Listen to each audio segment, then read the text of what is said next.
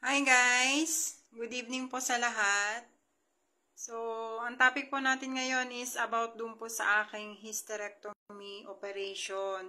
Kasi simula po nung nag-post po ako tungkol sa operasyon ko, marami po ang nag-PPM sa akin bukod pa po dun sa nagko-comment sa post. Kaya lang hindi ko po talaga masagot lahat dahil nga busy po ako sa work. Dahil may work po ako ng 3 AM hanggang 3 PM. Kaya kung hindi ko po kayo nare-reply, pasensya na po. Kasi talagang busy po ako pag hindi po ako nagre-reply. Pero ginagawa ko po naman yung lahat para sa ganun ay ma-reply ko po kayo. Bali yung nangyari po sa akin is hindi ko inaasahan na ma-operahan ako agad. Dahil ang aking pagpapacheck up po ay dahil lang sa sipon ko, dahil ilang buwan na akong sinisipon, tapos bahing ako ng bahing. So, nung nagpa-check up ako, dahil libre naman po yung check up, so ang ginawa ko po is, humingi na rin ako ng request for ultrasound. So, yung binigay ng doktor sa akin is transvaginal ultrasound. So, nung araw din po na yon ay nag-try ako sa Ishi at sinabihan ako ng Ishi na dahil nga nag-request na rin ako ng parang pinaka overall check-up sa katawan ko dahil hindi ako nagpapa-overall check-up. And then, sabi sa akin, kinabukasan na lang daw, kailangan daw kasi mag-fasting ako. Kailangan hindi po ako kumain. So, kaya nung March 21, nung nabigyan ako ng request, March 22 ako nagpa-laboratory check-up. So, kasama na po yung Trans-V. So, ang nangyari po, nung nag-Trans-V ako, so, pagdating ko doon, una muna sa tiyan, kasi pag sinabing Trans-V, dun po yun sa ating private part. So, ang ginawa po nila is sa tiyan muna. Dun sa tiyan is, may nakita na sila, pero pa rin sila nung sa Trans-V.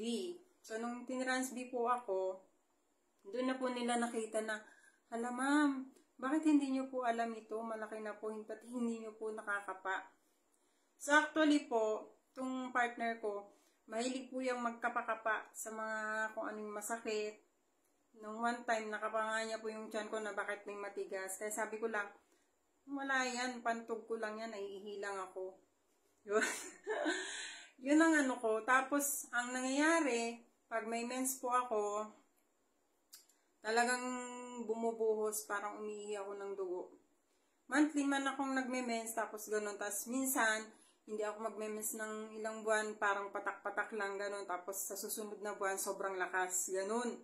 Ganun yung mens ko. Tapos, nung huling mens ko, sumasakit na yung ganito ko, yung sa may likod ko. Tapos kumikirot-kirot na yung puson ko, kaya kinabahan ako. Tapos, sabi ko, kailangan ko na yata talagang magpa-check up, sabi ko. Kaya yun, nung nakita yung Trans-V ko, sabi nung doktor, nung nurse, alam mo, malaki po yung bukol nyo po sa matres, sabing ganon. Kaya kinabahan na ako, kaya sabi nung nurse, paano po yan? Operahan po ba ako niyan? Sabi, hindi po kami ang makakasagot niyan, ma'am, sabi sa akin. Doon po kayo sa OB magtanong. So, nung mga time na yung talang kinakabahan ako, kasi unang-una napapatanong ako, sabi ko, ba't ganun? Healthy living naman ako. Talagang pagdating sa halos hindi ako kumakain ng mga frozen foods, mga gano'n, talagang gulay-gulay lang kami, isda, gulay-gulay, isda. Tsaka tubig. Hindi rin ako nagsa-soft drinks. Pero nung mga panahon na, mga early 30s, ganyan, 20s, talagang puro, ako, wala akong pakialam. Basta soft drinks ng soft drinks, mas marami minsan ng soft drinks, tapos, yun siguro naipon-ipon, tapos sobrang pagod, sobrang puyat, yun yung mga alam kong naging dahilan kung bakit ako nagkaroon ng myoma. Tsaka that time, nung may asawa ko, kasi nga, hiwalay kami ng asawa ko, during sex, tawag nito, after sex, may dugo. Yun. Pero hindi ko pinansin yun. Pero yun na yung pala nung sign na may myoma ka na. Siguro maliit pa ganun. Tapos nag-trigger lang nung nag-Hong Kong ako kasi sobrang pagod, sobrang puyat. Tapos ang bibigat ng mga binubuhat. Alam mo yung pagpunyang sa Hong Kong, ganyan talaga para kang construction worker. Walang arte-arte, ganun. Siguro nag-ipon-ipon na yung kaya siguro lumaki yung myoma ko. Yun ang nangyari sa aking myoma. Tapos nung chinek up ako ng doktor, hala ma'am, sabi sa akin ni Dr. Tupong, ang laki na po ng myoma nyo, pang 3 months na baby na po ang laki niyan, sabing ganon. So kinabahan ako lalo. Tsaka sabi ko, hala, bakit ganon? Sabi kong ganon. Tapos, ang ginawa ko dun sa doktor, sabi ko sa doktor, inai niya po ako. Tapos, nakapaya niya po sa cervix ko na marami rin daw pong bukol na yung cervix ko. So, kailangan na po ng operasyon yan, Dok. Sabi ko gano'n. Tapos sabi niya, ay, opo ma'am, kasi kung hindi, maano po yung kidney niyo, sabi sa akin ng doktor. Tapos, mahirapan na po kayong umihi, mahirapan na rin po kayong tumumi, sabi niya. Siyempre, kinabahan ako. Hanggang ngayon, kinakabahan ako, no? Tapos sabi ko, hindi pwede ito. Sabi ko, kailangan operahan ako kasi ayoko lumala.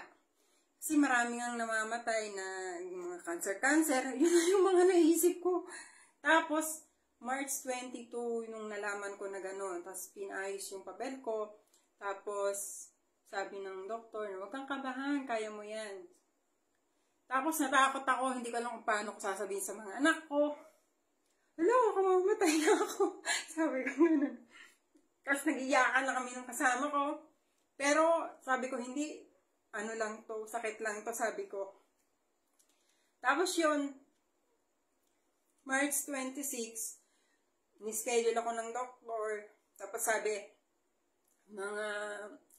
after lunch, saka ka magpa-admit, sabi sa akin.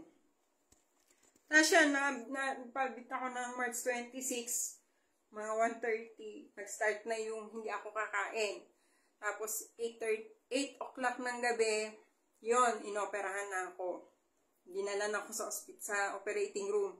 At sobrang kaba ko talaga kasi bago ako pumasok doon, yung isang nurse nagsabi na, ma'am, pag tinurukan po kayo sa likod, kesyo ganto, medyo parang mahirapan ka huminga. Lalo akong kinabahan nung binriefing ako ng nurse ng ganun. Nasabi ko, Diyos ko, Lord, parang hindi ako makakahinga. Tapos yung kasama ko, ninenervyos din kasi naririnig niya yung sinasabi ng nurse.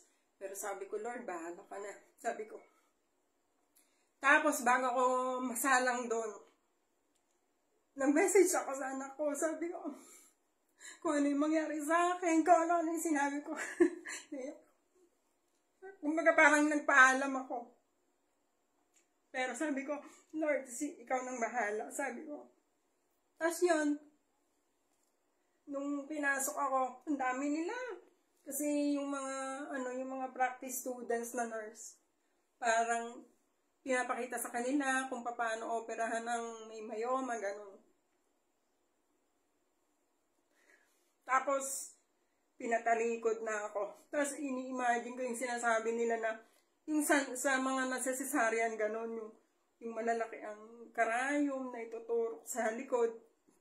So, yun, kinabahan ako doon. Pero, awa naman ng Diyos, hindi ko naramdaman yung sakit. Tapos, talagang nanginginig na ako. Sabi ko, Dok, pinakabahan ako, sabi ko. Tapos, dalawang doktor kasi doon yung mag-opera sa akin, at saka yung anesthesiology. Tapos, nilalamig ako, Dok, sabi ko. Tapos yun, nung time na yon, sabi nung anesthesiology, sige ma'am, kung nilalamig ka, patutulugin na lang kita. Pero dapat sana hindi. Pero hindi naman makikita yung pinaka-opera. Kaya lang maaaninag mo kasi dun sa ilaw kung anong ginagawa sa'yo.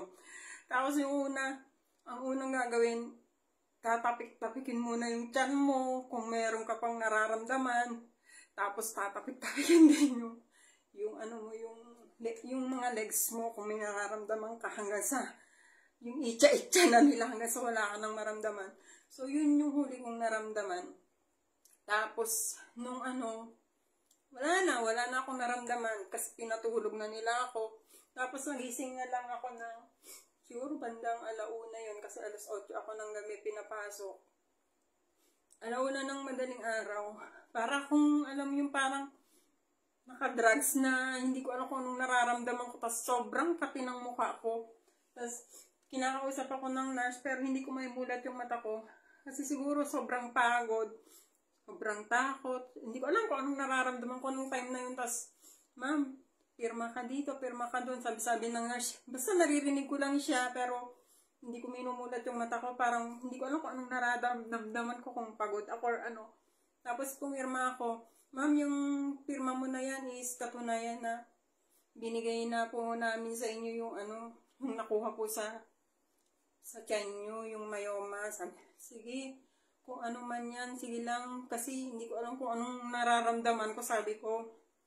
Tapos yun, paglabas ko, wala akong nararamdaman. Kung yung nag-PM po sa akin, kung tungkol doon sa anesthesia, wala pa akong nararamdaman na sakit. Wala pa po. Pero naramdaman ko na po yun kinabukasan. Kasi nga, as in, hindi ako makatayo kung hindi ka aalalayan. Tapos, yung yung pakiramdam mo na hindi ka pwedeng umihi kung wala kang mag-aalalay sa'yo kasi masakit yung hiwa mo. Tapos, one time, hindi ka rin pwedeng uminom, pwede kang uminom pero hindi ka pwedeng kumain kasi nga, kailangan uutot ka daw muna bago ka kumain. So, yun, hindi agad ako nakautot. Hindi rin ako kaya nung ikalawang araw, hindi pa rin ako nakakautot. Kahit umiinom naman ako, sabi nung doktor sa akin, sige, mag-biscuit ka na lang muna. Kaya lang, siguro, syempre, ikaw ba namang naoperahan ka, pas di ka pa pinapakain. Nag-80/60 po yung hemoglobin ko, kaya sobrang nahilo ako. Tapos, ayaw pa nila na hindi ka tatayo, kailangan tumayo ka, mag-CR ka, ayan layo-layo nung CR. Naalalayan naman kid ako, pero yun nga, mahina ka nga dahil wala ka na kang kinakain, na operahan ka pa, wala ka pang kinain. Pero yun nga, nag-ano pa rin ako na nilakasan ko pa rin yung loob ko kasi sabi ko hindi po pwedeng hindi ganun. Tapos nung March 26 nga, nung naoperahan ako, tapos napalam ako sa anak ko kasi March 28, birthday niya. Paano kung hindi ko nga sinasabi sa kanila na, basta parang nagbili lang ako na kung anong mayari, bahala na kayo. Pero hindi ako nagsabi na operahan ako. Dahil ayoko rin kabahan sila yun. Tapos, yun nga, yung sa operation na yun, huwag kayong kabahan kasi hindi naman talaga masakit. Dahil bibigyan naman kayo ng anesthesia sa mga nagbabalak na magpa-opera dahil may problema. Mas okay na po yung magpa-opera na po kayo kung yun na po yung advice ng doktor kasi mas mahirap po pag lumala po. Lalo na po ko sa mga aspiring na magka-baby. Kasi kung maoperahan po kayo ng kagaya sa akin, hindi na po talaga kayo magkaka-baby. Kasi hindi na rin po kayo magme-mens. Yun po. Tapos, mahirapan po kayong dumumi. Dahil po, syempre, hindi po agad kayo nakainom ng tubig. So, nung mga time na yun, gumamit din po ng suppository para lang po ako dumumi. So, yun po. Ano pa ba yung ibang mga tanong nyo? Hindi po rin binayopsy kasi hindi naman po cancerous ang myoma. So, sa lahat po ng mga nagsabi ng pagdamay sa akin, sa nangyari sa akin, maraming salamat po. Yan kay Sir Jan na dumalaw sa akin nung mga panahon na yun kasi ayaw ko po talagang maalaman ng iba na kung ano yung nangyari sa akin. Tapos, yan, kay Brother Alpha Costa, salamat. Kay Brother Benny, salamat. So, yun, kung meron po kayong advice na operahan po kayo, magpa-opera na po kayo kasi mas okay na po yun dahil para sa akin po, mas okay na yung natanggal lahat kaysa yung may naiwan pa kasi may possibility pa po na tumubo daw po uli. So, yun lang po. Sa lahat po ng mga nagtatanong, pasensya na po kung hindi ko po kayo nasasagot sa mga tanong nyo kasi busy po talaga ako sa work ko. Ngayon matutulog na po ako, kaya lang may nagtatanong na naman po ulit. Kaya yun, ang ginawa ko is mag-live ng konti at may brief ko po sa inyo kung ano po yung nangyari. So, ang sign po nun, malakas po yung pagme-mens ko, buo-buo po yung dugo na lumalabas. So, yun po. Tapos, minsan, hindi po ako nagme-mens, patak-patak lang. Tapos, nung nasa Hong Kong po ako, may time na 6 months na hindi ako nag-mens. So, yun po yung mga naging cause. Siguro. Tapos, nung mga kabataan ko, meron din po akong history ng PCOS. Miss, hi mate, Emma, Derecha. May history din ako ng PCOS. Nagpagamot din ako noon. Kaya nagka-baby ako dun sa pangalawa ko. Tapos, simula nun, hindi na ako nagpa-check up sa OB. Simula nun, wala na talaga. Wala na akong pakialam anong nangyayari sa ano ko na, which is dapat talaga na nagpapatingin yung mga babae when it comes sa, natin, sa mattress natin. Dapat talagang, kumbaga, yearly dapat talaga nagpapa-check up tayo sa OB natin. Baka may nangyayaring hindi maganda. So, kung yung iba iniisip nila na baka marami akong naging lalaki, kaya ganun. Kasi nga, yung iba ang tanong ganun na parang, bakit ilang ba yung nakasex mo? Isa lang po ang nakasex ko. Sawa ko lang po. Yun po. At saka po, hindi po yun doon. Kasi karamihan po talaga sa mga babae, nagkakaroon daw talaga ng myoma na hindi pa rin nalalaman kung ano po ang nagiging dahilan. Pero God is good talaga na akalain mo yun na hindi ko inaakala na may sakit na pala ako. Tapos, sinubukan ko lang na humingi ng, ng request na trans-B ng ultrasound para makita kung ano bang nangyayari sa akin. Bakit ganun yung menstruation ko. Tapos, makikita na lang na, malaki na pala. Kaya pala nung mga time na yon pag minsan, naihihina lang akong bigla sa pants ko. Alam mo yun na hindi ko nararamdaman, hindi ko napipigilan, or minsan naman is, ihing-ihina ko, hindi agad lumalabas yung ihi ko, kahit na ang tagal-tagal kong nakaupo, kasi nga, naiipit na nung myoma yung parang pagpaanuhan ng ihi ko. Tapos, talagang constipated ako, dahil nga doon sa myoma. Kasi nga, parang, iniipit daw po yung pinakaanuhan ko ng labasan ng pupo. Ganun.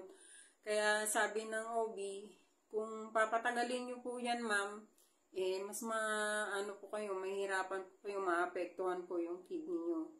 Kaya yun po. Yun po yung aking testimony tungkol dun sa aking myoma. So kung meron po kayong mga tanong, magtanong na po kayo kasi pag po hindi ko po kayo masagot, meaning po talagang may work po ako nun. Bawal po kasi ako mag-cellphone pag may work ako. May oras po yung aking trabaho. Evening, ma'am. Musta na? Ganyan din yung hipag ko. Grabe hirap pinagdaanan. God is good, ma'am. Yes, ma'am. Thank you, ma'am Erlinda. Mahirap talaga kasi mas mahirap pa to sa cesarean kasi nga yung cesarean is tatanggalin lang naman yung yung baby.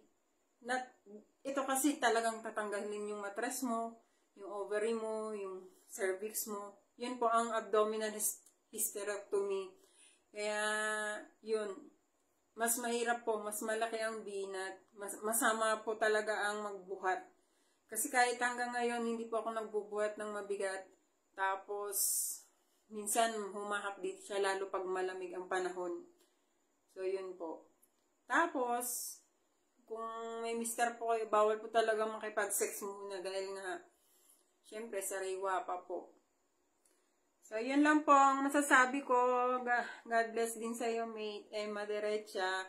Kasi, nakakaya naman dun sa iba na hindi ko na sasagot yung mga tanong nyo kasi nga busy po talaga ako, pero ginawa ko pong video na to para malaman nyo po kung ano yung naging ano ko po, journey ko po sa pagpapa-opera ng aking hysterectomy myoma po. God bless po, at sana po ay nasagot ko po yung mga tanong nyo. Pasensya na po kayo kung hindi po talaga ako makapag-reply agad kasi busy po talaga ako sa work. Sa gabi lang po ako po pwede. Pag may time pa po kasi maaga po akong natutulog kasi alas 3 pa ako nagigising. Thank you po. God bless po.